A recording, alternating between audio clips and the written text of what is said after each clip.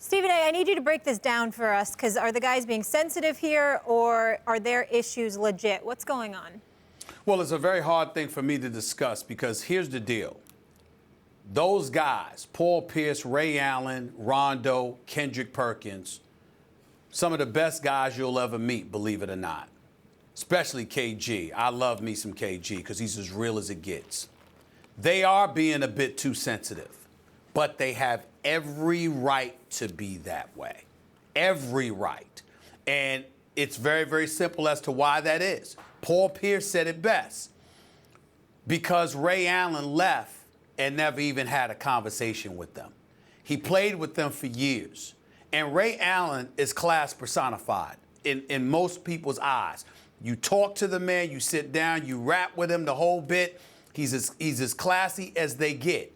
He and Rondo have personal issues with one another that's none of anybody's business, and I'll never discuss that.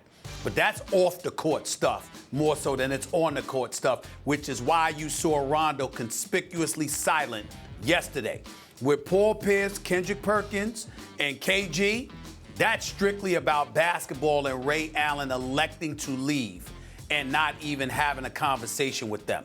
Now, with Kendrick Perkins and Paul Pierce, I think their situation is a bit different than KG's. Because with Paul Pierce and Kendrick Perkins, I truly believe that if Ray Allen had gone up to them man-to-man, face-to-face, and had a conversation with them about where his heart lied and what he wanted to do, they would have understood. It still would have hurt that he elected to go to Miami, and they would have been a bit salty about that. But at the same time, they eventually would have gotten over it significantly quicker. In the case of KG, he's a warrior. He's in the trenches. He's a warrior on another level. You either with him or you against him. That's just the way it is. And the fact that you left to go to Miami, I mean, you could see and go back to the highlights, Max, when Miami had played Boston and Ray Allen went to shake everybody's hand. Folks shook his hand except KG. KG was having no part of it. He had to tap KG on the shoulder in Miami because KG wasn't having it. He's a different kind of warrior. Rondo, again, that's personal. Off the court stuff that's none of anybody's business. In the case of KG, it was about he felt betrayed. You understand? And you a turncoat, and I want nothing to do with you.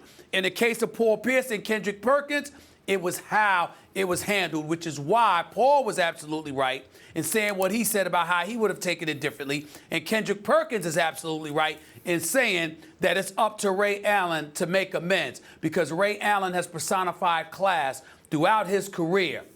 And this, his departure from Boston without talking to those dudes, clearly was not one of his shining moments. And if we're going to talk about KD, and how he left Russell Westbrook, then we have to sit up there and avoid absolving Ray Allen, because he could have handled that better.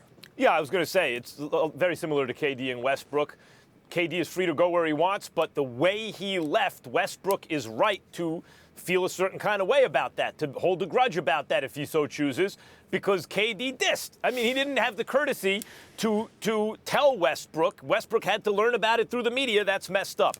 And Doc Rivers, part of his success as a coach and his brilliance as a coach is getting a unit to come together and feel as though it's them against the world. Phil Jackson writes about this in his book 11 Rings. That's a stage of development in terms of team building. And Doc Rivers is really good at that, and the Celtics were, you talk about personified, they embodied that kind of spirit, that they're close off the court, that they're close on the court, leaving aside whatever personal issue Ray Allen had with Rondo. It's not that I say that they're at fault, Stephen A., for holding a grudge against Ray Allen. People hold grudges, and that's their right to do so. Here's the problem. It's a 10th anniversary reunion tour of a championship team. I don't care what Ray Allen did. You can't pretend he wasn't on the team because of something he did after the fact. You can't then rewrite history because he was a big part of that team, one of the big three. Rondo wasn't in the big three to begin with. I mean, you know, he was an excellent young up-and-coming player, but the big three were obviously Paul Pierce, KG, and Ray Allen. And no Ray Allen, no championship, period. Now, whatever else, personal issues or Doc not playing him enough, Ray Allen surveyed the landscape and correctly saw that with LeBron James crewed up in Miami, he saw which way the wind was blowing. He knew that was the end of the Celtics championship run. I hate to break it to everyone. The Celtics were never going to beat the LeBron James Heat. Part of that is because the way the playoffs are called by the refs Max. and superstar calls.